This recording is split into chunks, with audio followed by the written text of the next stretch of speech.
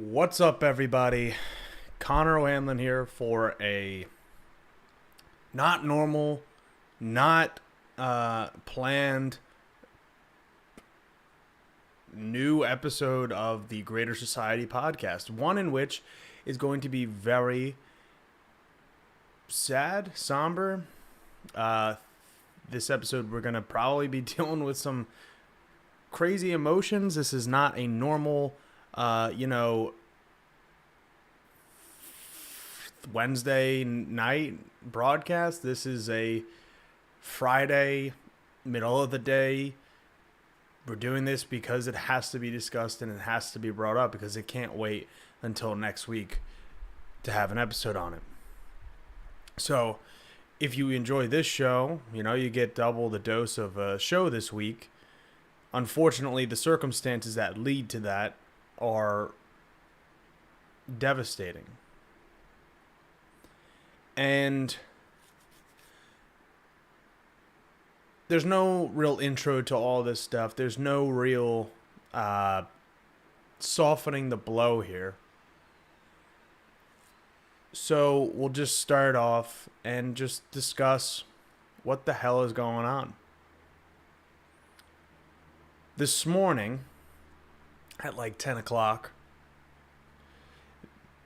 the Supreme Court of the United States, also known as SCOTUS, if I say that throughout this, sometimes it's easier, overturned the 50-year precedent of Roe versus Wade and the Casey versus Planned Parenthood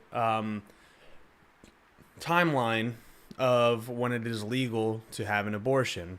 So if you don't know, it's not just Roe versus Wade, but there was another case, Casey versus Planned Parenthood, which set the based on the trimesters of a pregnancy when an abortion was federally legal and could not be, infringed upon, and made it a constitutional right for a woman to have access and the right to an abortion.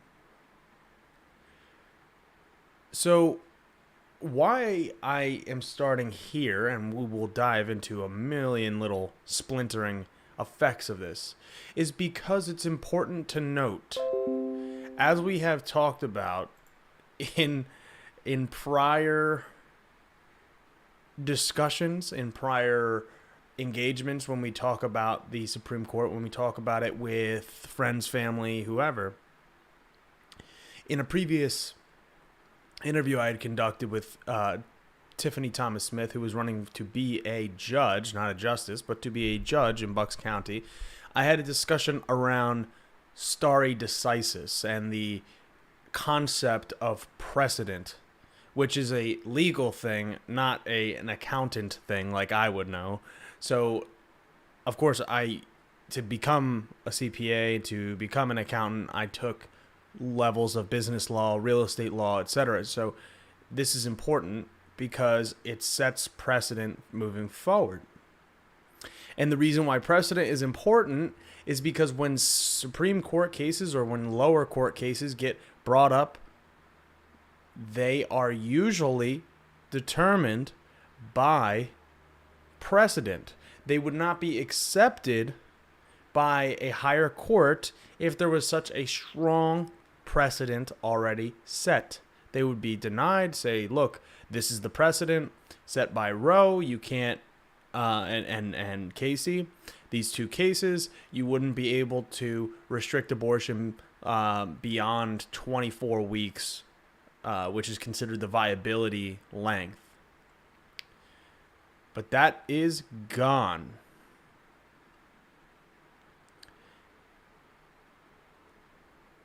And it's vital to point it out in this way because precedent is supposed to be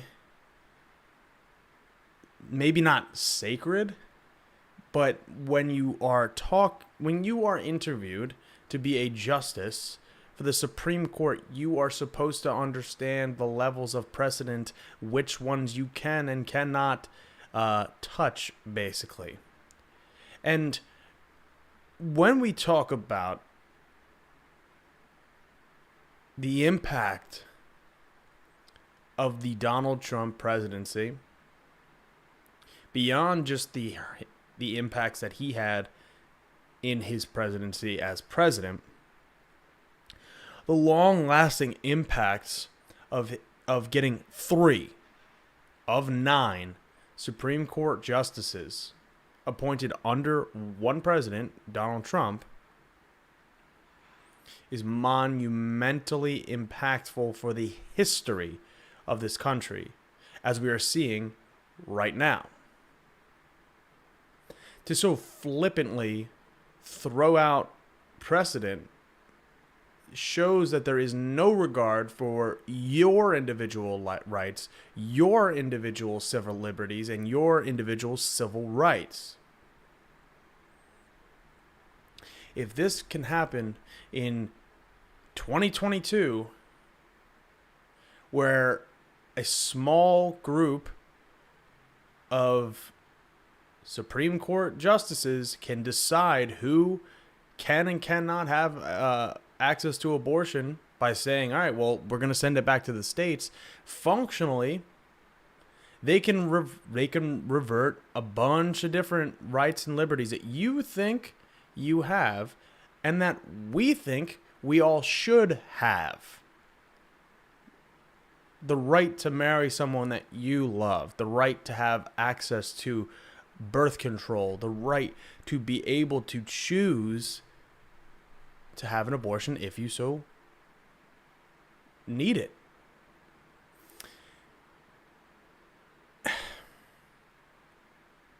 The impact of letting in 2016 Merrick Garland not get on the Supreme Court for the most bullshit reasons is having near immeasurable impact.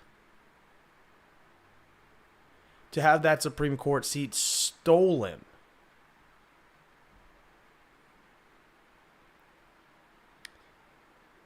it cannot be understated. We can look and see that although all 3 of them sat in the Senate chambers and were asked, would you overturn the precedent of Roe versus Wade? And they said, no, we wouldn't do that. No, we wouldn't do that. They were handpicked by Republican President Donald Trump, handpicked by the Heritage Foundation, handpicked by the Koch brothers institutions that they all have, whatever they might be, America for Prosperity, whatever their stupid names are, that are just repackaging the same nonsense. And this is a person that's going to support, individual liberties or whatever they say that they want to support, and then in the background are just ripping down the whole administrative state of this country. They're ripping down your safety as they allow people to have concealed carry without having permits.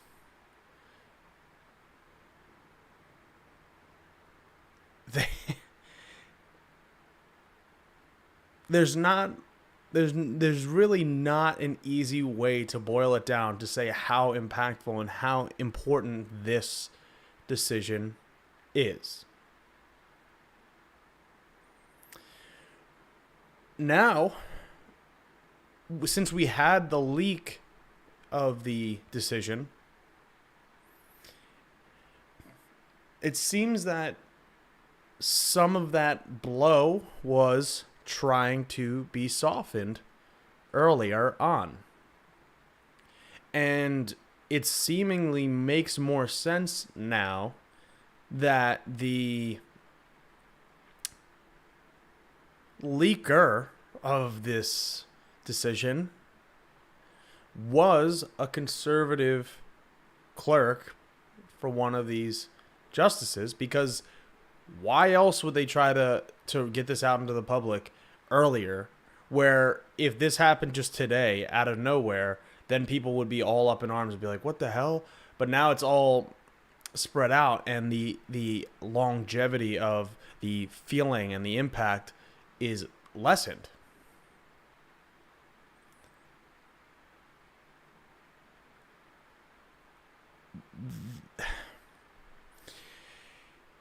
They're not going to stop there either. That's the crux of this whole discussion, is they're not going to just stop and say, well, this is the one case.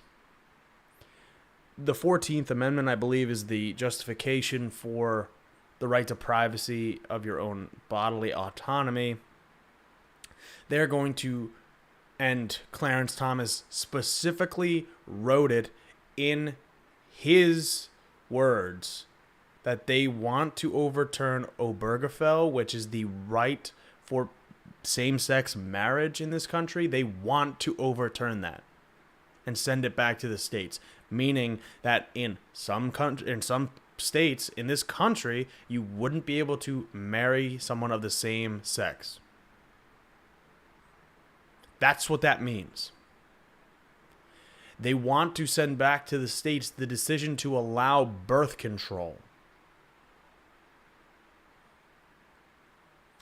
It's about control. It's about not giving the freedoms and the liberties that people fought for, died for this country. The people, when we talk about the disingenuousness of people that's, they had a problem with Colin Kaepernick taking a knee, or saying they disrespected the troops. When you are stripping rights, freedoms, liberties away from people, and you try to wrap yourself in the flag, I'm sorry, but you do not represent America. You do not represent the ideals of the potential of what this country can be, should be, would be if you got out of the way.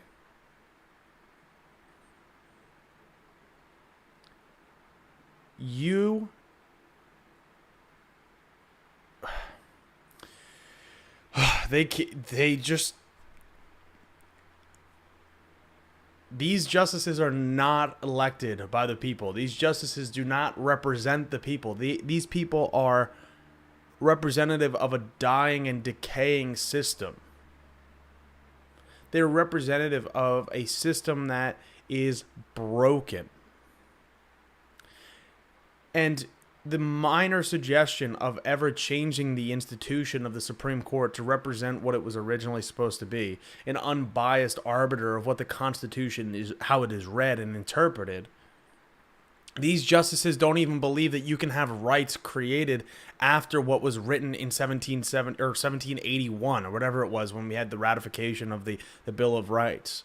If they don't think that unless it's literally written into the Constitution, which they don't actually believe this, but this is the interpretation for this case, that if it's not explicitly written into the Constitution, that you don't have that right. If you think that you have a right to housing, no, sorry. If it's not written into that, sorry, you don't get that. If you think that you should have the right to healthcare like I do, sorry, they don't think that because it's not written into the Constitution. You don't think that the right to abortion is considered a right, even though it is literally interpreted as a constitutional right by the precedent set by Roe versus Wade. That's how common law works. They overturn the precedent and say, oh, no, you don't get this right because it's only 50 years old. Oh, you like having weekends? And you like having labor rights? You like not having kids in factories? I'm sorry. Technically speaking, those aren't rights that were thought of at the founding of this country, so you can't have those now. You can't just say you deserve overtime if you work more than 40 hours. Sorry. If you want to, you should be working 7 days a week.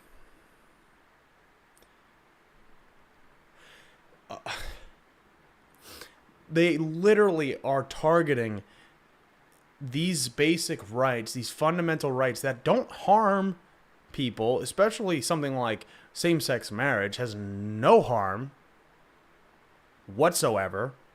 And they're going to target these rights because their base, these Republican justices, I don't care that they're not supposed to be partisan. We all know who put them on the not the school board, on the Supreme Court.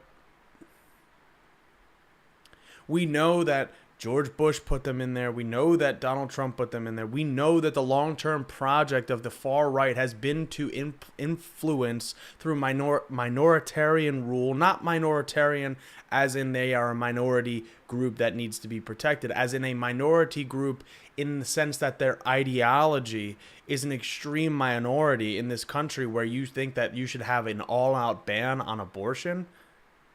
You like the majority of people in this country believe that you should be able to marry who you love. The majority of the people in this country think that in most cases abortion should be legal to the precedent that Roe set. In most cases, most people are on the left, and most people are more progressive than any mainstream media outlet will tell you. But what is labeled as progressive, what is labeled as liberal, is different.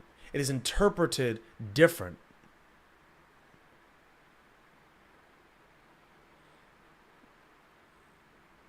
What is liberal for the Supreme Court is not liberal, broadly speaking.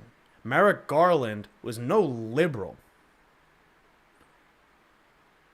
And they didn't even have a hearing for him. This is the problem when we have Democrats in leadership that are inept. They only care about money. They only care about donations. That's it. They care about their corporate donors, their wealthy back office people that just, slide in the donations, and that's it. They don't actually fight for your rights. And this is not every Democrat. I'm not saying the whole party's a problem. But when you have one party that is actively stripping away people's rights, and all you can do is send out a fundraising email, all you can do is just get up and say, like, it could be worse. At least we're not them. Like, I am saying this coming from the perspective of a leadership role in the Democratic Party. This is the reason why I'm on here. It's the reason why I'm promoting protests tonight. There's a reason why I'm promoting joining our meetings for Bucks County Young Democrats, other organizations, whether that be the DSA in your local area, whether that be Indivisible, whether that be any sort of progressive outlet, the Working Families Party. I don't care.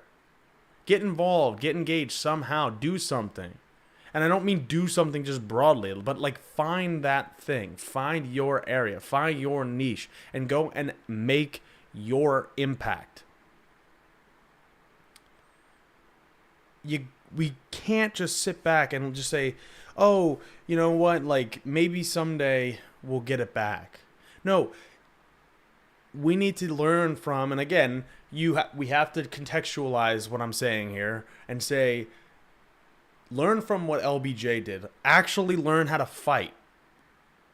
Learn how to put the pressure on different groups of more conservative Democrats, the far-right Republicans, the moderate Republicans.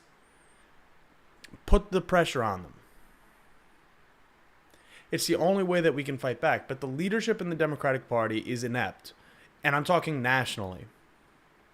And we need new leaders as the Speaker of the House, as the majority leader in the Senate, that is going to fight, not just say, what Nancy Pelosi has said, where we need a strong Republican Party. I'm sorry, that's not your job to decide or to help the Republican Party as a leader of the Democratic Party. We are Americans. You can say collectively we should be fighting for America, but don't say that we need a strong Republican Party because of, oh, we need another party in there. No, whatever rises out of the ashes of a burnt down Republican Party, that's fine. We can have multiple parties. Nobody's saying we shouldn't have multiple parties. But to lift up the people that are stripping away individual liberties, to lift up the people that stormed the Capitol building, that tried to overturn our election and have a coup on our government to undermine our democracy, and we want to say it's okay for them to just be, our sparring partner. The Republicans don't act like this. The Republicans never say we need a strong Democratic Party. No, they fearmonger about, and I'm not asking to fearmonger. We have plenty of actual evidence that what they're doing is bad. So what? Democrats want to have slightly more gun regulations to protect people and kids, and that's so scary, so scary. And they make it into a boogeyman. We want to have everyone have equal rights. They make it a boogeyman. We actually have people that say that there should be no regulations on guns. We have people in government, in elected office, that will never change any of this stuff.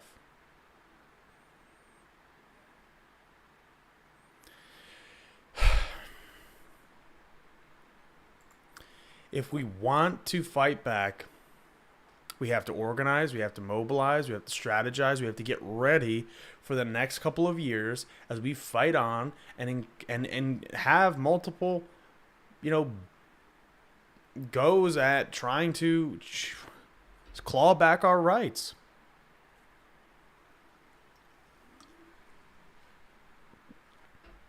It's the unfortunate reality that we're in right now. So, you have to ignore the ads on the side here, but if we go to Politico right now, and we look at this, this is your map of almost every state that is going to ban abortion within weeks, months, now. In red, you have the states where it's already, like today, illegal to get an abortion. South Dakota, Oklahoma, Texas, Louisiana, and Kentucky. Banned today. You have this orangish color, and again, you'll have to forgive me because I'm partially colorblind, so I can't really look at this the same as easy as some of you might be. Idaho, Utah, Wyoming, North Dakota, Missouri, Arkansas, Mississippi, Tennessee, West Virginia they'll be banning it. Alabama, definitely. Wisconsin, like these places. It's we have like, I would suggest taking a look at this map. Look, Pennsylvania. Let's just, when we talk about the importance of organizing and the importance of electing strong progressive Democratic leadership, new progressive Democratic leadership. I am talking Pennsylvania is a prime example of, one, the governor, two, the Senate. These are prime examples of where you can elect new people, strong people, progressive people. And look, John Fetterman is more progressive than Josh Shapiro. Yes. But both of them are vital. Vital. I don't care if you disagree with, look, there are improvements to be had with both of those candidates. from a left position. If you care about women's reproductive rights, if you care about individual liberties, individual civil rights, electing in Pennsylvania, electing Josh Shapiro to be our governor is the most vital election that we may have until maybe 2024, because if that we'll cross that bridge in a second. But it is one of the most vital elections we will ever face on a state level. And electing John Fetterman into Pat Toomey's seat would increase the Senate majority by 1, which then we could potentially eliminate the filibuster and then codify the precedent set by Roe versus Wade into law to protect the right to abortion. Can codify into law the right for same-sex marriage. Codify into law the right to have access to birth control and bodily autonomy. Electing John Fetterman will be extremely, extremely vital if we want to ever claw back our rights.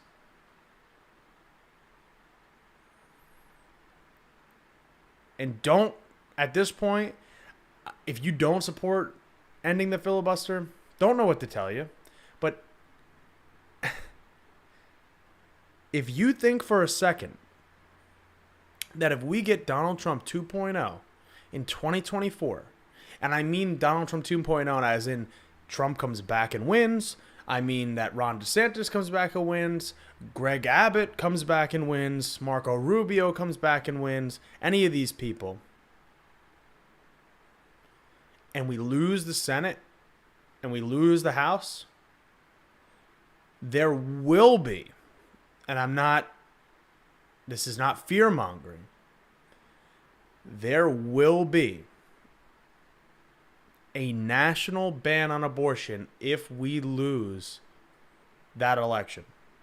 And if we lose the House, and if we lose the Senate. So to build that firewall for our rights, for our liberties, if we care to protect our neighbors, our wives, our girlfriends, our daughters, yourself,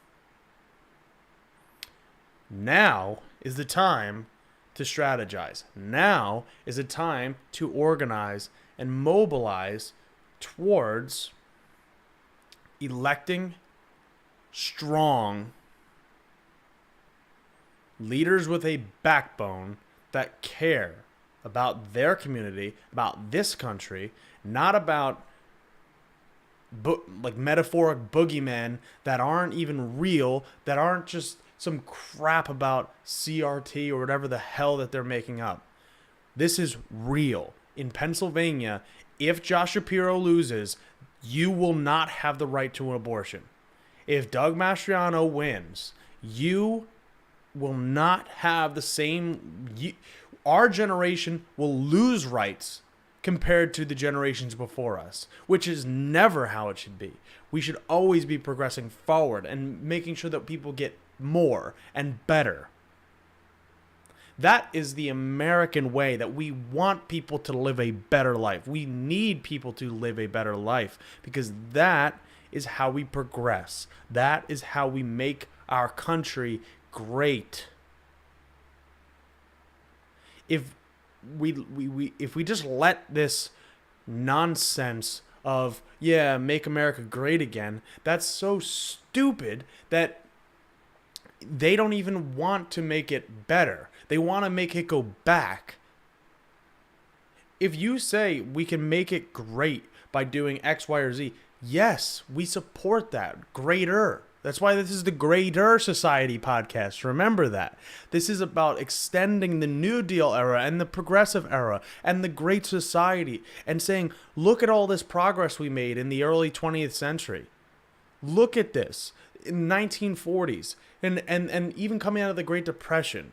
And then we had the Civil Rights era. Like, we were making so much progress, and now we're going to take that just giant step back. We're going to lose our Miranda rights. We're going to lose the ability for the government to delegate to the EPA and to all these other organizations and regulatory bodies to say, oh, you know what? Maybe the IRS can't go and audit people that are wealthy, or they can't go and audit Netflix or these companies that pay zero, or Amazon that pays zero in taxes. Or maybe the National Labor Relations Board will be crippled and say that, oh, maybe you can't go and help union organizers at Amazon or union organizers at Starbucks because the autonomy of the government is going to be stripped by a body of unelected, frankly, next to oligarchs.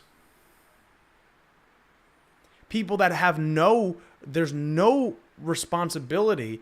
There's nothing that can be held that can hold them accountable unless we were to have them resign or impeach a justice, which I don't even know if in the history of the Supreme Court there's been an impeached justice.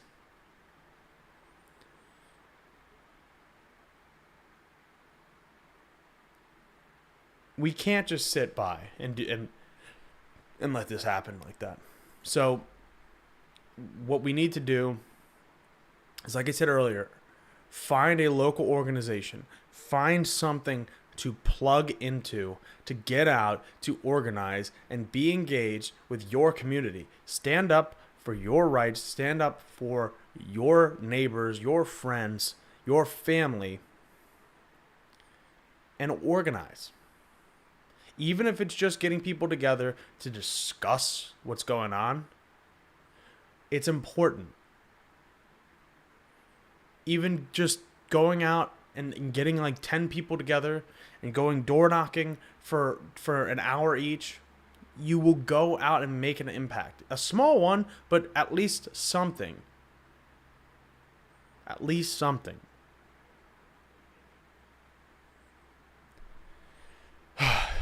So, with that being said, that's really all I have for this. I plan on having congressional candidate Ashley Ehas on this next week to discuss this, to discuss her campaign.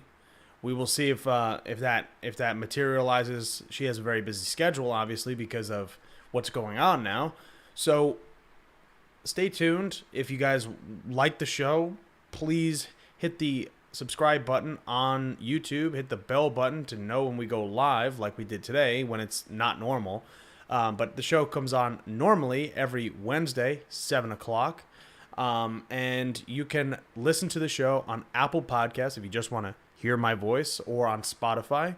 And you can support the show on Patreon, patreon.com/Greater Society Media. You can follow the show on Instagram and Facebook. You can follow me on Twitter. And I'll just close with this. If you can't door knock, if you can't, get out to events, if you can't do any of that stuff, donate. If you can't do any of that stuff, donate to Planned Parenthood, specifically your local one. So if you are from Pennsylvania, Planned Parenthood Pennsylvania, I had a tweet earlier today about that, linked in there.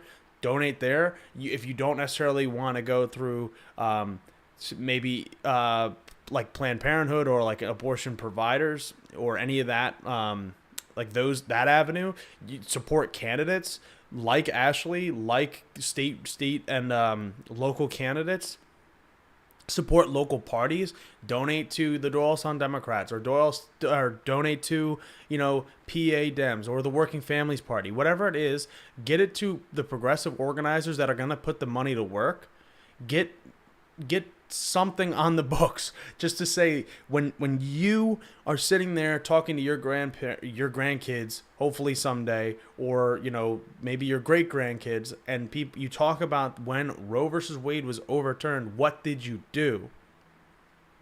when it's in the history books about today, what did you do? What did you do to fight back, to organize, and make sure that everyone has access to the rights that we are supposed to have based on the Constitution, the founding document of this country, and it's being tarnished.